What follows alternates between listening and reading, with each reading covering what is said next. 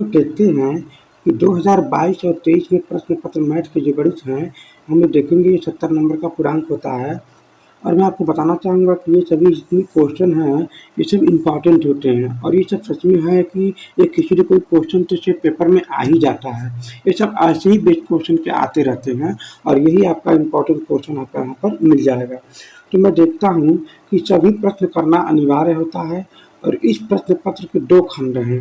ये पहला जो होते हैं बहुविकल्पी, खंड अ में 20 अंक के 20 प्रश्न बहुविकल्पी हैं जिसके उत्तर OMR शीट पर देने हैं। ध्यान दीजिएगा, अब यहाँ पर दे रखा OMR शीट जो है उत्तर अंकित किए जाने के पश्चात उसे काटे नहीं जाएंगे, मतलब जो मान लीजिए आप गलत अगर आप करते हैं उसके आंसर नंबर नहीं काटे जाएंगे। फिर यहाँ पर भी दिया है कि व्हाइटनर आदि का प्रयोग ना करें, इसको आप नोटिस करिएगा। करा के दूसरे खंड बी में 50 अंक का वर्णात्मक प्रश्न है। इस खंड में कुल 5 प्रश्न हैं। प्रत्येक खंड के मतलब प्रत्येक प्रश्न के स्पष्ट में लिया गया कि इसके कितने अंक हैं। ध्यान दीजिएगा, इस खंड को और सबके सम्मुख अंकित किया गया, जैसे एक एक नंबर का ये आपका सम्मुख किया गया रहता है। चलिए हम लोग आज देखते हैं कि खंड पहला बहुविकल्पी खत्म कर देता हूँ। अभी मैं देखता हूँ कि करा कि एक परिमेय संख्या का दशमलव प्रसार 100 होता है। पहली बात, अगर ये परिमेय संख्या रहेगा तो जो है क्या कि वो मैं समझता हूँ यहाँ पर क्या होता है परिमेय संख्या।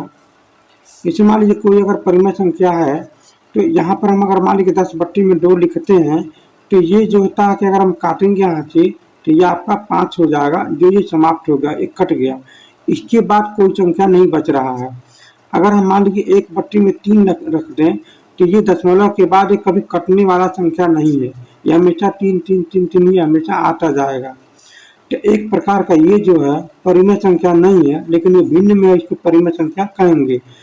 तो अगर इसमें देखा जाए तो एक परिमेय संख्या का दशमलव प्रसार 100 अगर परिमेय संख्या है तो दशमलव प्रसार जो होगा वो शांत में हो जाता है। इस बात हम नोटिस, इस शून्योत्तर परिमेय संख्या क्या होता है जिसमें शून्य न हो। आपको बताना चाहूँगा कि मान लीजिए अगर आपका ये P है, ये एक प्रकार का क्या है परिमेय संख्या है।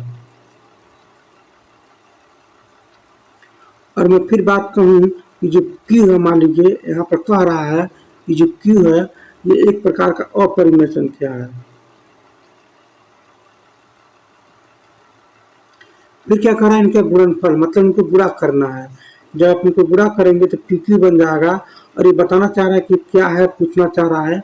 तो हम आपको समझाना चाहेंगे कि अगर एक संख्या में अगर ये मान लीजिए एक परिमेय संख्या, एक हिसाब से समझिए आप, मान लीजिए अगर ये परिमेय संख्या है,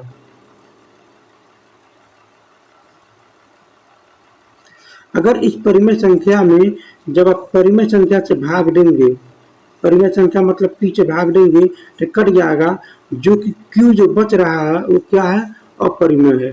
तो इसीलिए हम कह सकते हैं कि परिमेय संख्या में अगर हम परिमेय संख्या से भाग देते हैं तो परिमेय ही बचना चाहिए, लेकिन यहाँ पर सिर्फ क्या बच रहा, Q। अब Q जो हम दे दिया यहाँ पर ये अपरिमेय संख्या, इसलिए हम ये कह सकते हैं कि जो गुणनफल होगा वो अपरिमेय होगा। क्या होगा, अपरिमेय होगा। तो इसीलिए ये सदा क्या होगा, अपरिमेय होगा, यानी ऑप्शन नंबर ए राइट होगा। इस बात को आपको समझने की कोशिश करिएगा। कह रहा है कि एक रेखा है, जहाँ पर दे रखा है रेखाओं x = 0 और यहाँ पर कह रहा है कि 2x + 3y = 12, मतलब 12 है, प्रतिच्छेदित बिंदु होगी। मान लीजिए कोई रेखा है x = 0। अगर आपको मैं एक बात बताना चाहूँ कि जो ये रेखा है, मान लीजिए यहाँ पर जो गया हुआ है, तो जो x = 0 होता है ना, ये आपका y होता है। यानी इस रेखा का समीकरण आपका हो जाएगा x = 0 और इस रेखा का समीकरण हो जाएगा y = 0। तो अब ध्यान रखिएगा मैं क्या कहना चाह रहा हूँ, ये जो रेखा है एक कहीं इस पर काट रही है, मान लीजिए यहाँ पर कहीं काट रही है। तो सबसे पहले मैं आपको बताना चाहूँगा एक फार्मूला छोटा सा। मान लीजिए ये आपका ये जो रेखा है ये आपका x अक्ष है और x अक्ष पर मानता हूं मैं a पर कहीं काट रहा, a दूरी पर, और ये आपका जो रेखा है y अक्ष है और y अक्ष पर कहीं काट रहा है b पर। तो हम कहेंगे कि इस रेखा का समीकरण इस रेखा का समीकरण होता है x पर काट रहा है a पर प्लस y पर काट रहा है b पर तो बराबर 1 हो जाएगा। अगर कोई भी हमको समीकरण मिलता है, अगर इस रूप में अगर हम बदल देते हैं तो x पर कटा अंतखंड की लंबाई मालूम हो जाएगा और y अक्ष पर कटा अंतखंड की लंबाई यह मालूम हो जाएगा। तब इस बिंदु को निर्देशांक हम कहेंगे ये x 0 कामा में b, इसको कहेंगे a कामा में 0। इसको आप समझने की कोशिश करिएगा, ये आपका x होता है, ये आपका y होता है, ये आपका x होता है, ये आपका y होता है। x मतलब ये हुआ कि कहीं इधर इधर नहीं जा रहा है, ये इसी पर जा रहा है, इसके लिए 0 कहते हैं। और ऊपर की तरफ कितना जा रहा है b पर, इसलिए b हो जाता है। तो जो हमारा जो समीकरण जो दे रखा है इसको हम इस रूप में बदलते हैं तो हमको वैसे ही मालूम हो जाएगा कि इस बिंदु का निर्देशांक क्या है। अगर हमारे पास जो समीकरण है 2x प्लस में 3y इज इक्वल टू में 12, तो इस 12 का दोनों पक्षों में सभी तरह से हम भाग दे देते हैं। तो ये 12 इनका भी है, तो इसका मतलब 2x अपान में 12 यहाँ हो जाएगा प्लस 3y अपान में 12 इक्वल टू में 1। इसे आप कर देंगे 4 हो जाएगा, यहाँ पर कर देंगे 6 हो जाएगा। x अपान में 6 प्लस y अपान में 4 इज इक्वल टू 1। यानी x वाले पर जो a का जो मान आया है वो 6 आया। अगर फिर से समझाया यहाँ पर तो जो आप रेखा गया यहाँ पर 6 की दूरी पर है और यहाँ पर 4 की दूरी पर है। इस हिसाब से इसका जो निर्देशांक हो जाएगा 0 कामा में 4 हो जाएगा और जो इसका जो निर्देशांक हो जाएगा 6 कामा में 0 हो जाएगा। तो यही आपका आंसर पूछ रहा है कि जो ये जो रेखा है, ये वाला जो रेखा है और ये जो रेखा है आपस में कहाँ काट रहे हैं, यहाँ पर काट रहे हैं, जिसको हम कहेंगे कि बिंदु बी पर, मतलब यहाँ पर 0 कामा में 4 पर। ये कह रहा है कि वह बड़ी से बड़ी संख्या ज्ञात करना है जिससे 70 और 125 को विभाजित करने पर क्षेत्रफल 5 और 8 बच जाए। बाबू इसका मतलब 70 वाले में भाग दूंगा तो 5 बचेगा और 125 वाले में भाग दूंगा तो 8 बचेगा। तो आप एक काम करो, 70 में से आप 5 को घटा लोगे तो आपका बच जाएगा 65 और 125 में से अगर आप 8 घटा लोगे तो आपका बच जाएगा 117। अब ऐसी कौन सी पहाड़ा है, इसमें से 65 का पहाड़ा पढ़ेंगे, सॉरी 13 का पहाड़ा पढ़ेंगे तो भी कट जाएगा और ये भी, तब हमारा ये भी कट जाएगा। इसका मतलब ये जो है ये 13 ही आंसर है जो आपका ये आंसर कट जाएगा। अगर आप इसको सॉल्व करना चाहते हैं तो इसका जो है एलसीएम निकाल लेंगे तो आपका 13 ही आ जाएगा। आपका यही हमारा क्या हो जाता है आंसर। 65 तो कटता ही नहीं है क्योंकि 65 को काटने पर ये कटेगा ही नहीं, इसलिए ये तो नहीं होगा, ये तो बिल्कुल नहीं है, तो बहुत बड़ी संख्या है, यही आपका आंसर हो जाएगा। समीकरण 2x plus A Y equal to A plus यहाँ पर दे रखा है 3x minus 5y equal to 7 का कोई हल नहीं है, तो ए का मान हमको ज्ञात करना है। अब आपको एक बात बता दें, कोई हल नहीं है इसका मतलब ये होता है कि अगर हमारे पास एक कोऑर्डिनेट दे रखा है और यहाँ पर 2 रेखा जा रही है, ये आगे भी कहीं नहीं काटेगा, यहाँ भी कहीं नहीं काटेगा, इसका मतलब दोनों रेखा समांतर है। और जब दोनों रेखा समांतर है तो इसका मतलब कोई हल नहीं है, ये कहीं आपस में काटेगा नहीं। तो हम कह सकते हैं कि दोनों कोण बराबर है, और जब कोण बराबर है तो इसी को हम कह सकते हैं कि tan थीटा और इसका भी tan थीटा आपस में क्या होगा, बराबर होगा। यानी इसी tan थीटा को कहते हैं प्रवणता, m1 यहाँ इसको कहते हैं m2, प्रवणता बराबर होगा। यानी बाबू ये जो प्रवणता, इसका प्रवणता आपस में बराबर होगा, तभी कोई हल नहीं होगा। तो इसका प्रवणता निकालते हैं, इसका प्रवणता निकालते हैं, तो दोनों का प्रवणता हम बराबर पर रख के सॉल्व करेंगे तो ए का मान निकल जाएगा। आइए हम लोग समझते हैं प्रवणता कैसे निकलेगा। तो सबसे पहले आपको मैं बता दूं कि y इज इक्वल टू में यम x प्लस में c इक्वल टू में यहाँ पर जो है ये आपका यम ही क्या होता है, प्रवणता होता है, जिसे इंग्लिश में स्लोप कहते हैं। इसी को कहा जाता है tan थीटा। tan थीटा ही मतलब क्या है, यम है, प्रवणता है। तो अब आपको ये मान निकालने के लिए मैं क्या करता हूँ, यहाँ से इस समीकरण को इस रूप में हम बना देता हूँ। चलिए हम आते हैं इस पॉइंट को। मान लीजिए यहाँ पर दे रखा हुआ 2x प्लस में ए वाई इक्वल टू में ए, तो हमको निकालना ए को रूप में y बराबर एम एक्स प्लस सी के रूप में तोड़ना है, इसको आप इधर कर दीजिएगा। तो ए वाई इक्वल टू में माइनस में 2x प्लस में 1 हो जाएगा। तो जब आप y इक्वल टू में करेंगे तो ए का दोनों पक्ष में भाग हो जाएगा, तो 2x अपान में ए प्लस में 1 बाई में ए, जो कि आप देखेंगे कि यही आपका प्रवणता है। इसीलिए हम कह सकते हैं कि m1 बराबर में निकल गया, क्योंकि पहली रेखा है तो इसीलिए m1 मानेंगे। तो m1 का मान आ जाएगा माइनस में 2 अपान में a। इसी प्रकार हम दूसरी रेखा का भी निकाल लेंगे। तो दूसरा रेखा दे रखा है 3x माइनस में 5y इक्वल टू में 7। तो आप क्या करोगे, 7 को उधर कर दो, इसको आप इधर कर दो, क्योंकि प्लस में ये बन जाएगा y। तो आप लिख सकते हो 3x माइनस में 7 इक्वल टू में 5y। 5 का दोनों पक्ष में भाग दीजिए यहाँ पर इधर साइड में। तो ये आपका हो जाएगा 3x अपान में 5 माइनस में 7 अपान में 5 इक्वल टू में y, जो कि यक्ष का जो गुणांक होता है यहाँ पर, यही प्रवणता होता है। तो इसके हिसाब से कहोगे m2 का जो मान हो जाएगा 3 अपान में 5। अब इस हिसाब से देखा जाए तो दोनों का मान सेम होगा, यानी अगर कहा जाएगा कि ऐसे हालत में कहेंगे कि m1 का जो मान होगा m2 के बराबर होगा, इसका मतलब प्रवणता सेम होगा, क्योंकि मैं पहले ही समझा दिया हूँ, अगर थीटा बराबर होगा तभी समांतर होगा, और जब समांतर होगा तभी आपस में कहीं काटेगा नहीं, अगर आपस में कहीं काटेगा नहीं तभी ये क्या है, कोई हल नहीं होगा। इसका मतलब क्या हो जाएगा, माइनस में a अपान में a, माइनस में 2 अपान में a इक्वल टू में 3 अपान में 5। इसको आप सॉल्व करके a का मान निकालेंगे। तो 5 का गुणा ऊपर कर देंगे तो माइनस में 10 हो जाएगा, 3 का गुणा a के साथ कर देंगे 3a हो जाएगा। तो a बराबर हो जाएगा माइनस में 10 बट्टे में 3। तो यानी बाबू a का मान आपका निकल गया माइनस में 10 बट्टे में 3, जो ऑप्शन नंबर 3 क्या है, राइट है। 2x² minus 4x plus 3 equal to 0 के बारे में निम्न कथन के बारे में विचार करना है। तो हमारे पास जो आपका समीकरण दे रखा हुआ है 2x² माइनस में 4x प्लस में 3 इक्वल टू 0। तो कह रहा है कि दिए गए समीकरण का विविष्कर 0 से कम है। अरे भाई पहले ज्ञात करने दो विविष्कर क्या होता है। तो सबसे पहले हम लोग समझते हैं कि विविष्कर के बारे में थोड़ा सा अध्ययन कर लेते हैं क्या हो सकता है। तो बाबू देखो, इसका मतलब ये हुआ जब हम यक्ष का मान निकालते हैं सीधाधाराचार्य के सूत्र के हिसाब से, तो माइनस में b प्लस माइनस में b स्क्वायर माइनस में 4ac अपान में 2a। बाबू इसमें बहुत ज़्यादा मूल भूमिका निभाता है। अगर 2a देखा जाए तो इसका भी है, 2a इसका भी है। इसका मतलब ये हुआ माइनस में b अपान में 2a, फिर प्लस माइनस करड़ी में आप देखोगे b स्क्वायर माइनस में 4ac अपान में 2a। इसका मतलब ये हुआ बाबू लोग, जब हम अगर देखा जाए ध्यान से, अगर ये इसका हम यहाँ यक्ष का जो मान निकालना है तो दो मान निकलता है। कैसे कैसे, एक बार प्लस लेने पर मतलब माइनस b अपान में 2a, एक बार प्लस लेने पर ये पूरा करड़ी में b स्क्वायर माइनस में 4ac अपान में 2a, और फिर एक बार माइनस लेने पर, यहाँ पर एक बार माइनस लेने पर।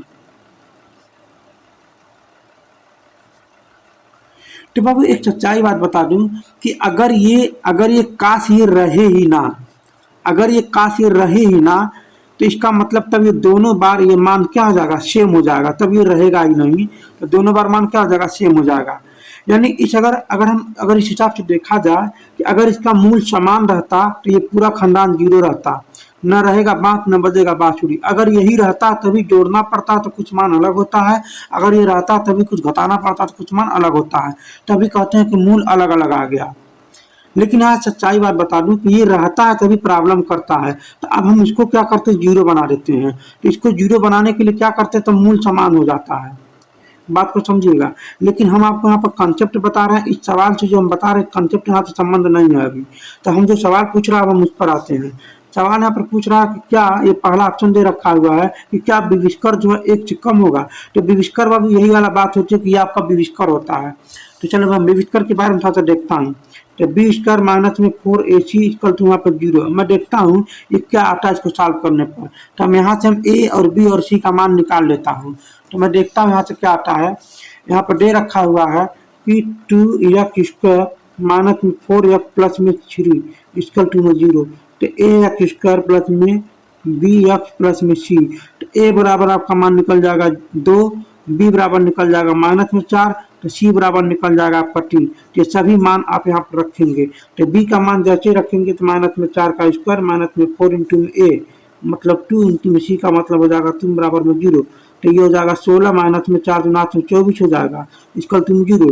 यहाँ आ जाएगा माइनस में 8 इक्वल टू 0। मतलब ये जो विविष्कर आ गया माइनस में 8 आ गया बाबू। इसका जो मान आ जाता है माइनस में 8 आ जाता है। जो पहला विकल्प दिया है कि क्या एक जो है, क्या जो विविष्कर है वो 0 से कम है, 0 से कम है, बिल्कुल कम है। यानी 0 से क्या है, बिल्कुल भी कम है। तो यानी 0 से बिल्कुल भी क्या, माइनस में 1 माइनस में 2 वहाँ पर माइनस में 1, मतलब इधर साइड क्या होता है, कम होता है। तो 0 से क्या, बिल्कुल कम है।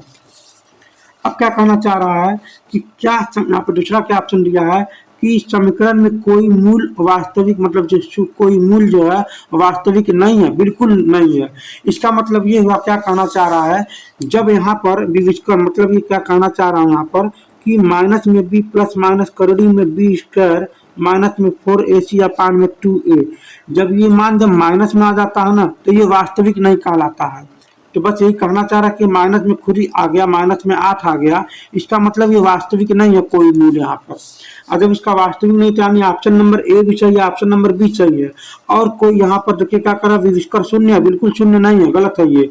क्या मूल वास्तविक का मूल वास्तविक होगा, बिल्कुल नहीं होगा, वास्तविक यहाँ पर नहीं होगा, ये सही है ना, वास्तविक मूल ये भी नहीं होगा, यानी ए और बी सही है। तो यहाँ पर कह सकता हूँ कि जब पर दूसरे पेज पर यहाँ पर एक क्वेश्चन का आया हुआ है, यहाँ पर कह सकता है कि पहला वाला ए और बी क्या सही है, बाकी सब क्या हो जाएगा, गलत हो जाएगा। दे रखा है कि एक कोई ए ओ बी सी एक आयत है। अगर ध्यान दीजिएगा, मान लीजिए मैं एक आयत बनाता हूँ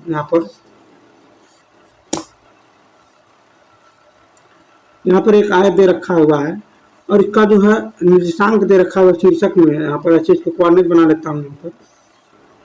तो कहना चाह रहा है कि जो 3 शीर्षक दिए हैं, मतलब इसका 3 शीर्षक दिया है, तो इसका देखिए 0, में 3 मतलब 0, में 3 मतलब यहाँ हो सकता है 1 2 3 मान लीजिए 0, में 3। मैं उम्मीद रखता हूँ आप ये बातें समझते होंगे। और क्या कहा है कि 0, में 3, ये बाबू लोग ये गलत दे रखा है, 0, में 0 हो जाएगा बाबू, यहाँ पर 0, में 0 हो जाएगा। फिर क्या करा 5, में 3, यानी ये आपका हो जाएगा 5 हो जाएगा, ठीक है, 1 2 3 4 5, यानी हो जाएगा 5, में 0। तो कहना चाह रहा है इसका विकर्ण क्या होगा बाबू, यही इसका विकर्ण होगा। बारीकी से अगर देखा जाए तो जो इसका विकर्ण दे रखा हुआ है, इसकी लंबाई यहाँ से 3 है और इसकी लंबाई यहाँ से 5 है। और हाँ ना, इसकी लंबाई यहाँ से 3 है और इसकी लंबाई यहाँ से 5 है। तो इसकी जो विकर्ण हो जाएगा आपको ध्यान देना है, इसका जो विकर्ण हो जाएगा इन दोनों को वर्ग करके जोड़ना। फार्मूला जानते होंगे, 5 का वर्ग धन में एक क्या आ जाएगा 3 का वर्ग, इसका मतलब करीब में क्या आ जाएगा 25 धन में 9 हो जाएगा, करीब में आपका ये 34, यानी ऑप्शन नंबर 3 क्या सही है, करीब में 34 आते हैं। यहाँ पर करा कि यदि समीकरण इतना जो है का मूल 1/2 एक दे रखा हुआ है, 1/2, फिर से समझिए, यदि समीकरण x² plus kx minus 4 minus 5/4 equal to 0 का एक मूल जो है 1/2 है, तो k का मान ज्ञात करना है।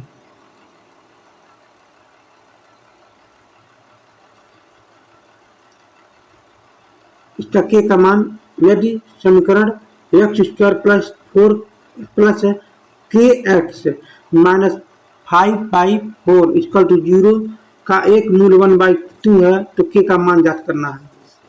बाबू अगर एक मूल अगर 1/2 है तो आप कुछ मत करना कि एक मूल अगर 1/2 है तो x की जगह पर इसका मान रखना, 0 देखते हैं आता है कि नहीं आता है, आ जाएगा तो वही k का मान निकल जाएगा।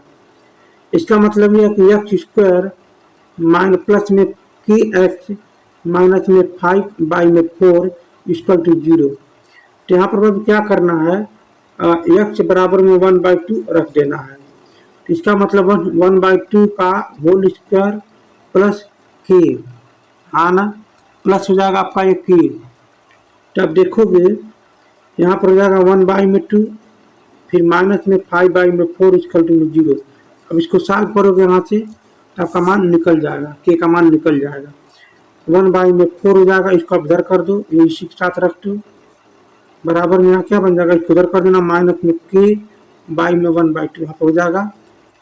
आप इसको सॉल्व करोगे तो क्या बन जाएगा, माइनस में 4 अपान में 4 हो जाएगा, नीचे 1 माइनस 5 इक्वल टू माइनस में k अपान में 2। इसको आप सॉल्व करोगे तो यहाँ से काट दोगे 2 हो जाएगा, ऊपर घटा दोगे तो ये आप ऊपर घटा दोगे माइनस में 4 अपान में 2 इक्वल टू माइनस में k, तो माइनस माइनस कैंसिल हो जाएगा, 2 हो जाएगा। इसका मतलब k बराबर क्या हो जाएगा 2। आप अपनी विधि से सॉल्व करिएगा, k बराबर 2 आ जाएगा, कोई इसमें दिक्कत नहीं है। कहिए तो हम फिर से सॉल्व करें यहाँ पर 80 विधि से। तो चलिए आप सॉल्व करिएगा, बहुत अच्छा न्यूमेरिकल है। जैसे मैं लिखता हूँ फिर से, x इक्वल टू में x² plus kx minus 5/4 equal to 0। x की जगह पर क्या रखना है, 1/2। जब रखोगे तो 1/2 का होल स्क्वायर प्लस के 1/2 माइनस 5/4 इक्वल टू 0। आप इसको यहाँ पर ला दो इसके पास, क्योंकि यहाँ पर के नहीं है, इसके साथ ला दो तो 1/4 माइनस हो जाएगा 5/4 प्लस के 1/2 इक्वल टू में 0।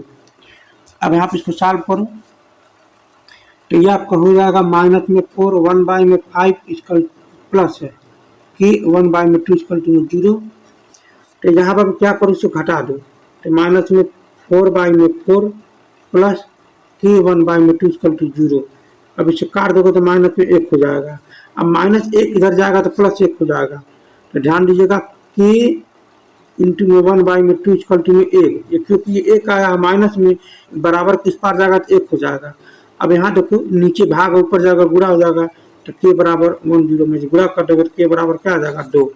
मैं उम्मीद रखता हूँ आप समझ गए होंगे, यहाँ भी समझ आ दिया था, यहाँ भी आपको लगा सकते थे। के बराबर आपका 2 क्या आ जाएगा आंसर आ। यहाँ पर 2 त्रिभुज और समरूप है, 2 त्रिभुज क्या है समरूप है। इसका मतलब ये कब होगा समरूप, यदि इनके संगत कोण बराबर है। बिल्कुल बिल्कुल भाई, अगर इनके संगत मान लीजिए 2 त्रिभुज है यहाँ पर, अगर इसके संगत कोण बराबर है, ये इसका कोण बराबर है, ये इसका कोण बराबर है, तो बिल्कुल समरूप होगा। फिर क्या करा कि यदि इनकी संगत भुजाएं एक ही अनुपात में हो, बिल्कुल होगा भाई। अगर ये भुजा अगर ये कोण बराबर है तो इसके सामने वाला भुजा भी बराबर होगा, संगत अनुपात में होगा। अगर ये बढ़ जाएगा तो ये बढ़ जाएगा, तो संगत अनुपात में होगा। बिल्कुल सही है, दोनों अपनी जगह पर सही है। फिर देखो अपना ऑप्शन भी दे रखा हुआ नीचे कि संयुक्त तो दोनों बिल्कुल सही है, यानी ऊपर जो दे रखा हुआ दोनों क्या सही है, यानी ऑप्शन नंबर सी सही है। इनमें से कोई नहीं, ये गलत हो जाएगा, ऑप्शन नंबर सी सही लगा देना है। कुछ लोग ऐसे क्वेश्चन को बहुत ज्यादा गलत कर देते हैं और उनको समझ भी नहीं आता कैसे हो रहा है। मैं आपको बहुत बारीकी से समझाता हूँ, बहुत इंपॉर्टेंट क्वेश्चन है ये, अक्सर ही क्वेश्चन में बन जाते हैं। ध्यान दीजिएगा, यहाँ पर कह रहा कि एक समकोण त्रिभुज है, यहाँ पर दे रखा मान लीजिए कोई समकोण त्रिभुज है, तो यहाँ पर समकोण हो गया। कहना चाह रहा है कि जो कोण सी है वो समकोण हो गया, यहाँ पर 90 डिग्री हो जाएगा। ए सी मतलब मान लेता हूँ ये है, ए सी की जो लंबाई है वहाँ पर 3 है, और फिर इसकी जो लंबाई दे रखा पर 4 है, मतलब ये BC यानी BC हो गया 4 है। कह रहा कि सी से जाने वाली मध्यिका की माप ज्ञात करना, इन दोनों के मध्य बिंदु पर हमको मिलाना। ध्यान रहना, यहाँ पर 90 डिग्री नहीं है, यहाँ पर 90 डिग्री नहीं है, कोई जरूरी नहीं है कि 90 डिग्री रहेगा, गलत है। अगर ये मध्यिका तो ये दोनों बराबर है तो ये नियम ये कहता है कि अगर ये मध्यिका है तो इसका आधा मतलब इस भुजा का आधा ये भी हो जाएगा। इस हिसाब से कहा जाए कि तीनों लाइन बराबर होगा। तो आप एक काम करो, इसका लंबाई निकाल लो पूरे वाले का। अगर ये 4 है तो ये 3 है, तो इसकी लंबाई कितनी आ जाएगी आपको पता होनी चाहिए कि करड़ी में 4 का स्क्वायर और प्लस में हो जाएगा आपका 3 का स्क्वायर, तो बराबर आपका हो जाएगा 16 प्लस में 9 बराबर में आपका हो जाएगा 25। अरे हाँ ना, करड़ी में 25 बराबर में हो जाएगा आपका 5। तो बाबू यहाँ से लेकर यहाँ तक 5 है, तो बीच से कट के जा रहा तो हो जाएगा 2.5, ये हो जाएगा 2.5, ये भी आपका हो जाएगा 2.5। और मैं आपको वैसे कहा कि सभी भुजा आपस में बराबर होगा तो ये भी हो जाएगा 2.5। अगर आपका इसका लंबाई पूछना तो CM लिख दोगे यहाँ पर CM, तो मैं कह सकता हूँ कि CM बराबर होगा वो AB का आधा होगा। तो AB बराबर यहाँ पर 5 है, तो 5/2 बराबर में 2.5। ऑप्शन नंबर 1 क्या सही आंसर है। ध्यान दीजिएगा, ऑप्शन नंबर 1 सही आंसर है। त्रिभुज के विकर्ण की लंबाई 16 सेंटीमीटर 12 सेंटीमीटर है, तब इस चतुर्भुज का भुजा की लंबाई याद करना है। सबसे पहले आपको समझना कि समचतुर्भुज क्या होता है। ऐसा चतुर्भुज जिसकी चारों भुजा बराबर हो और इसकी विकर्ण जो आपस में काटते हैं वो भी 90 डिग्री पर काटे। अगर इस हिसाब से देखा जाए तो मान लीजिए आपका कोई ऐसा चतुर्भुज है, ये ऐसे है मान लीजिए,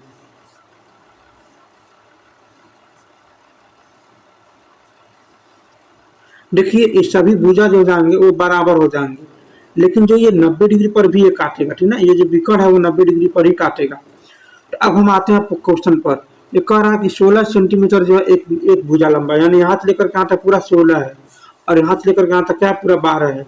अगर ये पूरा 16 तो ये कितना हो जाएगा 8 हो जाएगा, और ये पूरा अगर 12 तो कितना हो जाएगा 6 हो जाएगा। बस आप यहीं पर समझने की कोशिश करिएगा।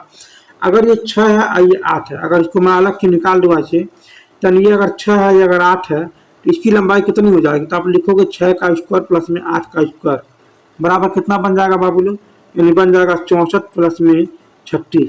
तो बाबू आपका बन जाएगा करड़ी में 100 बराबर में आपका बन जाएगा बाबू 10। यानी इसकी लंबाई जब यहाँ पर लिए थे ये 10 हो गया था, और मैं वैसे भी कहा भी हूँ कि सभी भुजा आपस में क्या है, बराबर है। यानी ये भी 10 है, ये भी 10 है, ये भी 10 है, ये भी 10 है। क्वेश्चन में पूछ रहा है कि चतुर्भुज का भुजा की लंबाई पूछ रहा है। तो अब एक बार बता दूं, चतुर्भुज की भुजा की लंबाई पूछ रहा है तो इसका मतलब 10 सेंटीमीटर, इसका आंसर तो आ गया। लेकिन कभी कभी ना इसी क्वेश्चन में पूछ देता है कि इसका क्षेत्रफल क्या होगा। तो बस बाबू लोग, बहुत लोग इस क्वेश्चन पे गलती कर देते हैं। इसका क्षेत्रफल जो हो जाता है ना, विकर्ण की जो लंबाई है उसका गुणनफल कर देना, फिर 2 का भाग दे देना। अगर हम इसको बात करें, मान लो अगर हम बात करें कि D1 बराबर में यहाँ पर कह देता हूँ 16 सेंटीमीटर, अगर हम D2 बराबर कह सकता हूँ 12 सेंटीमीटर, तो बाबू कुछ मत करना, इसका जो एरिया जो हो जाएगा ना वो D1 गुणे में D2 बट्टे में 2। बहुत अच्छा न्यूमेरिकल मैं आपको बता रहा हूँ। इन दोनों को गुणा करके आप इसे कर दीजिएगा, 16 गुणे में 12 बट्टे में 2। तब क्या करना बाबू, यहाँ से काट देना 16। इसका जो आपका क्षेत्र आंसर आ जाएगा 96 सेंटीमीटर स्क्वायर। पूछा था वो आपका पूछा था कि इसकी विकर्ण की लंबाई मतलब चतुर्भुज की लंबाई क्या होगी। तो इसका बाबू आंसर जो हो जाएगा, यहाँ पर देखता हूँ आंसर क्या है। यहाँ पर आंसर आपका ये 10 सेंटीमीटर है। दो समरूप त्रिभुजों की भुजाएं यहाँ पर दे रखा हुआ है। मान लीजिए कोई 2 समरूप त्रिभुज है, यहाँ पर दोनों समरूप हैं, ठीक है ना। और यहाँ पर इसकी 4 है, इसका 9 है, इसका भी 4 है, इसका 4, यहाँ पर 9 और 9 है। तो बाबू कह रहा है कि इन त्रिभुजों का क्षेत्रफल का अनुपात क्या होगा। तो बस बाबू मैं ये कहना चाह रहा हूँ कि भुजा का स्क्वायर कर देना, इसका भी भुजा का A1 स्क्वायर, इसका A2 स्क्वायर कर देना। इसका मतलब अगर ये 4 है तो यहाँ पर हो जाएगा 16, यहाँ पर अगर 9 है तो यहाँ हो जाएगा 81। यानी 16 संबंधी में 81 आपका क्या हो जाएगा, आंसर हो जाएगा। कहाँ इसका आंसर 16 संबंधी में 81 इसका आंसर हो जाएगा। आते हैं क्वेश्चन नंबर 13 को देखते हैं। यहाँ पर कह रहा है कि tan 4 tan theta is equal to 3। तो यहाँ पर दे रखा है कि 4 sin थीटा माइनस में cos थीटा, फिर अपान 4 sin थीटा प्लस में cos थीटा का हमको मान व्यवस्थित करना लाना है। तो देखते हैं क्या होता है। यहाँ पर tan थीटा इक्वल टू में 3/4। तो यहाँ पर tan थीटा का मान आते निकाल सकते हैं। अगर हम देखें यहाँ पर बारीकी से समझें तो tan थीटा का मतलब होता है लंब बट्टे में आधार। तो लंब हो जाएगा 3 और आधार हो जाएगा 4। तो कोण कितना आ जाएगा 5, जो आप बहुत बारीकी से पढ़े हैं बार बार। इसका मतलब ये है कि अगर यहाँ से साइन थीटा का मान निकालेंगे तो अब यहाँ पर क्वेश्चन पे आते सीधे में 4 गुणे में साइन थीटा का मान क्या होता है, लंब बट्टे में कोण। लंब बट्टे में कोण, साइन थीटा बराबर होता है लंब बट्टे में कोण, इसका मतलब 3/5। फिर यहाँ हो जाएगा आपका माइनस, बीच में क्या माइनस। कॉस थीटा का क्या फॉर्मूला था, आधार बट्टे में कोण। तो यहाँ क्या हो जाएगा 4/5, फिर बट्टे, फिर क्या हो जाएगा 4 गुणे। साइन थीटा का क्या मतलब होता है लंब बट्टे में कोण, मतलब 3/5, फिर धन, फिर यहाँ हो जाएगा आपका 4/5। इसका आप सॉल्व करेंगे तो आपका मान यहाँ से निकलेगा। तो हम देखते हैं कितना आता है यहाँ पर सॉल्व करने के बाद। तो यहाँ देखते हैं ऊपर आपका हो जाएगा 12/5 धन माइनस 4/5 बट्टे, यहाँ पे कितना हो जाएगा 12/5 प्लस 4/5। क्या ऊपर हो जाएगा बाबू लोग 12 माइनस में 4/5, नीचे हो जाएगा 12 धन में 4/5, 5 कैंसिल हो जाएगा। ऊपर हो जाएगा 8/16, ऊपर हो जाएगा 8/16 यानी 1/2। यहाँ से क्वेश्चन नंबर 14 दे रखा हुआ है, साइन में 75 बट्टे में कॉस में 15 डिग्री का मान ज्ञात करने के लिए कह रहा है। इसका मतलब ये हुआ कि साइन में हम इसको लिख सकते हैं 90 अंश माइनस में 15 बट्टे में कॉस 15 लिख सकते हैं। अब ये घट करके क्या हो जाएगा, यहाँ पर आ जाएगा आपका ये कॉस 15, ये कन्वर्ट हो जाएगा, जो कि हम एक शॉर्ट वीडियो में बता देंगे कैसे कन्वर्ट होता है, आप इसको देख लीजिएगा। कॉस यहाँ पर 15 हो जाएगा, 1 कट जाने के बाद 1 आ जाएगा, यानी समान बाबू 1 आ जाएगा। तो हम देखेंगे कहाँ है ऑप्शन नंबर 2, ये आपका 1 आया है, जो आपका ये सही है। यहाँ पर क्वेश्चन दे रखा हुआ क्वेश्चन नंबर 15 है, बहुत ज़्यादा इंपॉर्टेंट क्वेश्चन है ये। यदि एक वृत्त का परिमाप वर्ग के परिमाप के बराबर है तो उसके क्षेत्रफल का अनुपात क्या होगा। बाबू बहुत अच्छा न्यूमेरिकल है, आप इसको थोड़ा सा ध्यान दीजिएगा। मान लीजिए इसका भुजा अगर a है और इसका त्रिज्या मान लीजिए r है, तो इसका परिमाप हो जाएगा 2 में r, और इसका जो भुजा हो जाएगा, जो परिमाप हो जाएगा 4a। ध्यान दीजिएगा बाबू लोग, इसका जो भुजा हो जाएगा इस परिमाप का तो 4a, मतलब ये a 2a 3a 4a, ये 4 है। ये कह रहा है कि दोनों आपस में बराबर है, तो बाबू इसे बराबर तो जो काउंटिंग करते हैं तो पाई यहाँ पर r बराबर में हो जाएगा 2a। बारीकी से समझ लो बाबू, यहाँ पर हो जाएगा 22/60 r बराबर में 2a, यानी यहाँ से काट दोगे तो हो जाएगा 11। बाबू यहाँ पर समझ में आ चुका होगा आपको, ये आपका हो जाएगा 11r/60 बराबर में a। r को यहाँ गुणा इधर कर देना, नीचे आ जाएगा 11/60 बराबर में a/r। जब हम इस ऐसा कंडीशन अपनाते थे कि भुजा अगर हम इसका अगर हम ए वाले का 11 लेते थे, वर्ग का अगर 11 लेते थे, इसका त्रिज्या अगर हम 7 लेते थे, तो उस कंडीशन में हर मामला बराबर होता है। तो फिर क्या पूछ रहा है कि इसके क्षेत्रफलों का अनुपात। तो बाबू जब उसका क्षेत्रफल का अनुपात जब निकालोगे तो खास तौर में ये आपका, चलिए हम यहाँ से निकालते हैं क्षेत्रफलों का अनुपात। तो यहाँ पर हो जाएगा ए का मतलब क्या, भुजा मतलब वर्ग वाला, और यहाँ पर जो आर मतलब ये आपका ये, तो ए का मतलब 11 हो जाएगा, इसका मतलब यहाँ पर ये 60 हो जाएगा। तो हम लोग देखते हैं यहाँ पर हम इसका जब क्षेत्रफल निकालेंगे तो कितना निकलेगा, मतलब इसका क्षेत्रफल हो जाएगा ए 11 गुणे में 11 बराबर, मतलब अनुपात इसका ऐसे निकालते हैं। और इसका हो जाएगा आपका त्रिज्या जो आर है, इसका त्रिज्या क्या है, आर है, आर का मान यहाँ पर निकाला गया 7 है, तो आप निकालोगे आर बराबर में 7, इसका क्षेत्रफल हो जाएगा पाई आर स्क्वायर। तो पाई का मान हो जाएगा 22/7 गुणे में 7 गुणे में 7। भाई यहाँ पर आर 2 बार तो 2 बार लिख दिया। अब इसको आप काटेंगे तो देखेंगे एक कांचिल हाथ हो जाएगा, और यहाँ से भी एक कांचिल 2 बार हो जाएगा, तो 11 संबंधे में 7 दिनों में 14। बाबू यहाँ पर वर्ग पहले है तो इसका मतलब 11 है, अब वृत्त वाला यहाँ पर 14। अब क्वेश्चन को ध्यान से देखेंगे कौन पहले कह रहा है, यानी बाबू पहले वृत्त का कह रहा है, तो पहले वृत्त वाला ले लेंगे, 14 संबंधे में 11, 14 संबंध में 11 खोजेंगे कहाँ, आंसर का ऑप्शन नंबर बी क्या है, सही है। मैं उम्मीद रखता हूँ आप एक क्वेश्चन समझे होंगे। चलिए मैं फिर से इसको सॉल्व कर देता हूँ, अगर आपको थोड़ी सी संभावना गलत लग रहा होगा, नहीं समझ में आएगा तो आप समझ लेंगे। ये कहना चाह रहा है कि अगर कोई हमारे पास वृत्त है, ये कोई वृत्त है, अब कोई यहाँ पर क्या वर्ग है, अगर इस वृत्त का त्रिज्या आर है, इसका अगर वर्ग की भुजा अगर ए है, तो उस कंडीशन में परिमाप बराबर है, तो इसका परिमाप देखेंगे तो आप कहेंगे 2πr बराबर में इसका परिमाप कहेंगे 4a। अब इस दोनों को काउंटिंग करके ए और आर का मान निकाल लेना है। इसका मतलब ये हुआ कि अगर यहाँ से काट देंगे तो 2 हो जाएगा, और फिर यहाँ पाई का मान रखेंगे तो 22/7 गुणे में आर। अब यहाँ आपका आ गया बराबर में 2a। अब इसे काट देंगे यहाँ से 11 हो जाएगा। अगर इस हिसाब से देखा जाए तो 11/7 इंटू में आर बराबर ए। अब आर को यहाँ से हटा के नीचे कर देंगे तो 11/7 बराबर में ए बाई में आर। तो ए का मान 11 और आर का मान 7 मिल चुका है। इसका मतलब अब ये हुआ कि अब हमारे पास कोई, पहले क्या कहा, पहले वृत्त कहा, तो पहले हमारे पास वृत्त हो गया, अब यहाँ पर वर्ग हो गया। तो वृत्त का जो त्रिज्या कितना 7 है और इसका 11 है। अब दोनों का क्या निकालेंगे, क्षेत्रफल निकालेंगे, क्योंकि क्षेत्रफल कह रहा है। इसका जो क्षेत्रफल निकालेंगे तो क्या फार्मूला कहता है पाई आर स्क्वायर, और इसका क्षेत्रफल निकालेंगे तो लंबाई गुणे में चौड़ाई, दोनों बराबर है। इसलिए क्या करेंगे यहाँ पर, तो 22/7 गुणे में त्रिज्या हो जाएगा 7 गुणे में 7, यहाँ हो जाएगा बराबर, कहना चाह रहा है अनुपात में रखो, यानी 11 गुणे में 11। अब देखोगे ये कैंसिल हो जाएगा, 11 दूना में 22 हो जाएगा, तो यहाँ रखोगे 14 संबंध में 11।